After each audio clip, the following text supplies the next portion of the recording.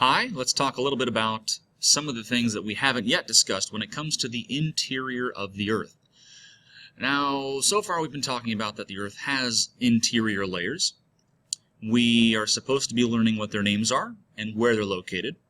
And we've had a good bit of time to talk about what order they're in and why they're in that order.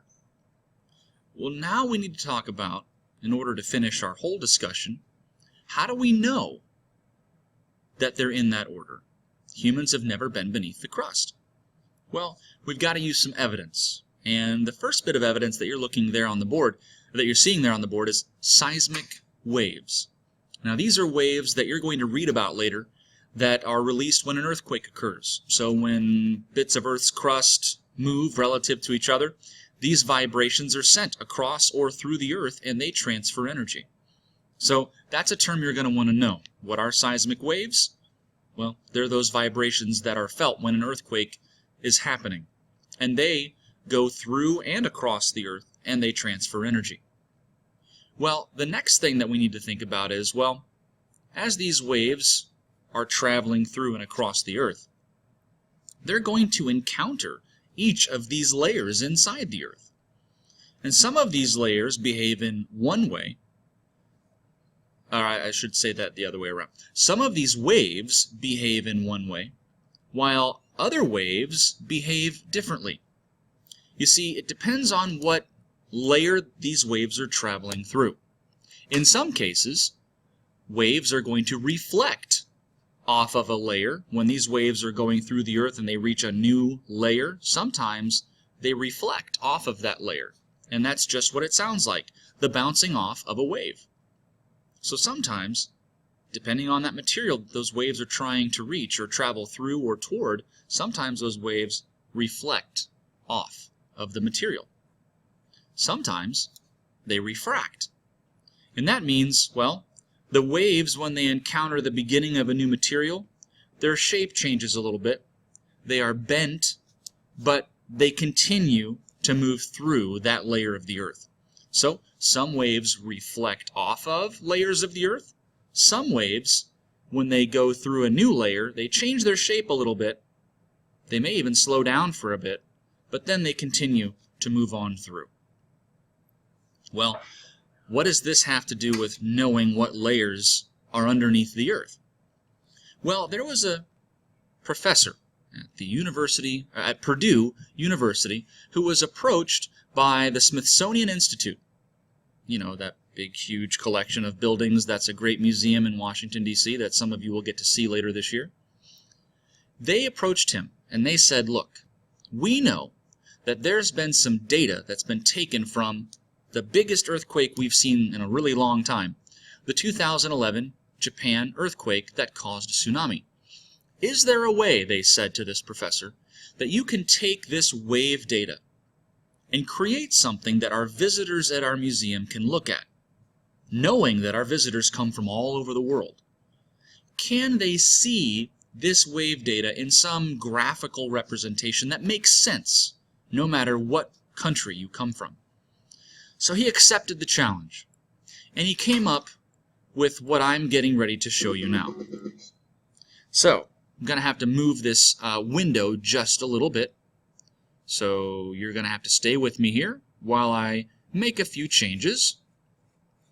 And I didn't try this before I pressed start, so maybe this is about to be a huge mistake. And maybe not.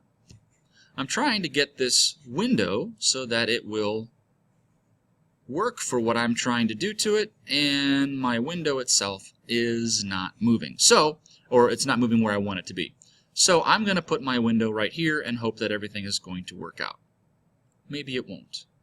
Now it will. Yay! Okay, so what you're seeing above my head this way, you are seeing two diagrams of Earth. You are seeing the Earth's surface, and then in this one you're going to see the Earth's interior. Now when I press play on this video, you're going to see a representation of these seismic waves as they were released when this earthquake occurred in 2011. Some of the seismic waves are going to be colored red. You're going to know which ones these are when you read your book and figure out what wave is what. Other waves are blue. Red waves, blue waves. The red waves are P, stands for primary. P waves. They are released first. Then your blue waves are S waves, kind of like secondary. They are released second. And you're going to watch how they travel through the Earth in a different fashion. You're going to see through this diagram, through this simulation, both reflection and what it looks like when waves refract off of a layer of the Earth. So, I'm pressing start or pressing play right now. And as these layers are moving through the Earth, they're getting ready to encounter the outer core. Now, I'm going to pause it here for just a moment, because the P waves, red, they are primary, they are first. They're about to encounter the outer core. They are going to behave in a certain way. Do you think they're going to reflect or refract?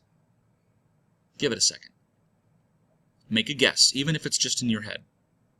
Ready? All right, here we go. Pressing play. Now watch the red color. It has now crossed the boundary between this layer of the mantle and the outer core. So let's take a look. Did the wave reflect off of this layer and move back away towards the surface of the Earth? Well, it doesn't look like it, because you can still see that there's a part of that wave that is moving through the outer core.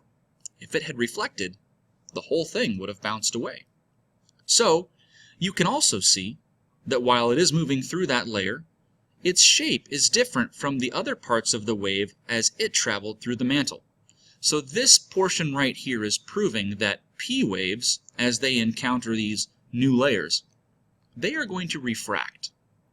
They're going to change their shape a bit, but they are still going to move through. Now, I'm going to back up the video if I can for just a little bit, and I want us this time to pay attention to the blue S waves. And let me do my very best Wizard of Oz impression. Pay no attention to the words scrolling up the screen right over there. Getting to the video. Here it is. Now, this time, over here, watch the blue S waves. There's our first P wave, but here is our first S wave. As it is approaching the outer core, I'm going to press pause again. Now, what do you think the S wave is going to do when it reaches the boundary between this layer of the mantle and the outer core? Is it going to reflect? Is it going to refract? Make a prediction, even if it's just in your head. Okay, ready? Let's see. Remember, blue S wave, right here. Watch it. We've already seen this part. Now we're focusing on this S wave right here as it is approaching the outer core. Let's see what happens. Does the blue, what does it do? The blue has not penetrated through the outer core.